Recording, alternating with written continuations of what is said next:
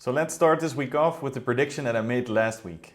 It's quite normal that my stocks are up more. I also expect them to be down more when the market is down as a total, because my stocks are just more volatile in nature. What can I say? When I'm right, I'm right. Obviously the market took a big tumble this week, so let's look at the general data and try to figure out more or less what happened. So the portfolio is down about 11% for the week, the Nasdaq about 3% and the S&P 500 down 1.5%. It's not easy to pinpoint exactly what is moving markets, but I will give it a shot. So I think first of all the government shutdown, which is still ongoing, so that's the longest shutdown in history, being blocked on spending cuts that the Republicans want to push through and the Democrats are holding back on. During this time people are getting furloughed, people are not getting paid. Certain data is not coming out, economic data, so investors are getting a bit nervous about that. Furthermore, inflation is inching up a bit again. The market really wants to see rate cuts in December, the 10th of December. Jerome Powell already indicated in the latest meeting that it's far from certain that there will be a rate cut. Of course it's not making it more likely when inflation goes up, it needs to go down rather. For rate cuts to happen. Polymarket has it at about 74% that it will happen, a rate cut, so let's see what happens there. Then there's the all-around speculation of an AI bubble. I don't think that's super likely, to be honest. I think people are just getting a bit nervous. People are saying that valuations are way too high. When you look at this picture here showing the price-earning ratio of the Nasdaq 100, it's sitting at 34, which is above, I guess, the long-term average, but still far from dot-com bubble territory. And these companies are showing massive earnings increases, and of course future earnings are calculated into stock prices and then make their way into the PE ratio. So I think it's very overblown, and looking at the Q3 earnings, I really don't think there's a bubble there. Then there was some interesting speculation on the All In podcast that it was in the BG2 podcast where Sam Altman pushed back again the concerns around the investments they want to do and if they can carry it with their revenue levels. Interesting theory. Maybe that has something to do with it. And then there are some other views that people are just consolidating on the price increases that they've seen in their stock portfolio, so they're taking some wins ahead of the end of the year. Whatever it is, I think the important thing for us to look at is that the short term is irrelevant. So what I try to do here is I look at companies where I think the fundamentals are really strong, and they have the opportunity to, when they roll out their vision, to make enormous gains. And so this happens over a long period of time.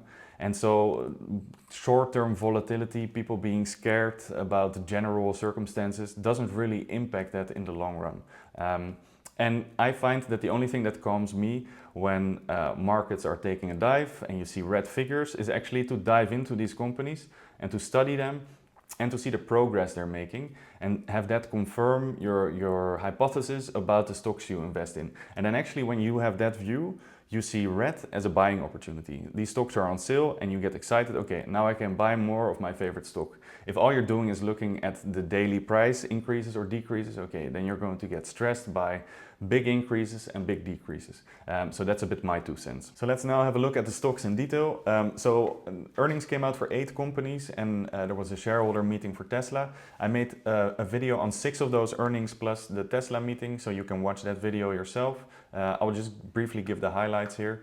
So AEVA reported earnings on Wednesday. They're mostly on track. I think the really cool thing to watch is their collaboration with the top 10 passenger car manufacturer. If that lands, I think it will lead to a lot of exciting stuff for them. American battery technology company, they were approved for processing big stationary storage batteries through the Environmental Protection Agency. They had to update their factories a bit, so they had a bit less revenue in the quarter, but that's going to ramp up nicely and allow them to earn more revenue. So minus 13.6% for the week.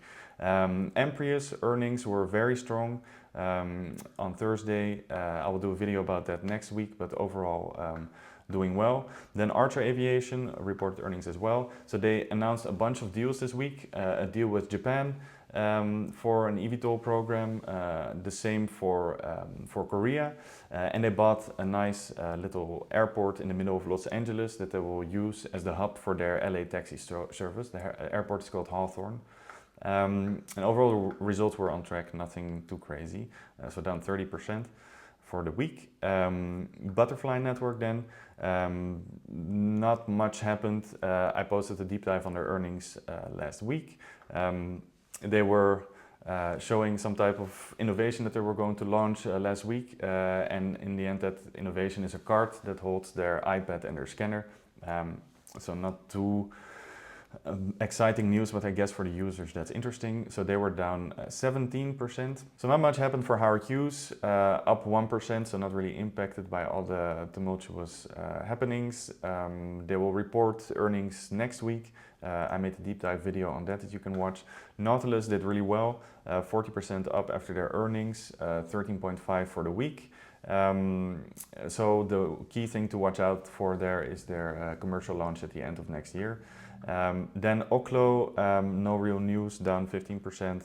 Palantir had crazy earnings, so they showed a rule of 40 of 114%. So that's a combination of revenue growth and operating margin. If you're at 40 for those two combined, then you're doing pretty well. They're at 114, so that's 63% revenue growth versus last year's quarter, and 51% operating margin. So really firing on all cylinders, down 11% for the week.